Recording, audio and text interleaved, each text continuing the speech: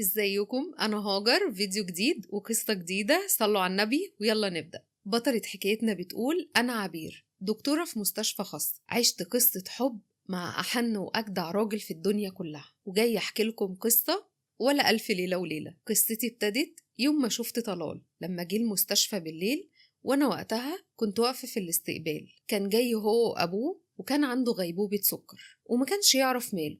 هو كان داخل وكان شبه ميت للناس، لأن الدم كان هربان كليا من وشه، لدرجة إن ملامح وشه وشفايفه بيضة. وكان طلال لابس جلابية بلدي، وما شاء الله عليه طول بعرض، وليه هيبة ما شفتهاش على حد.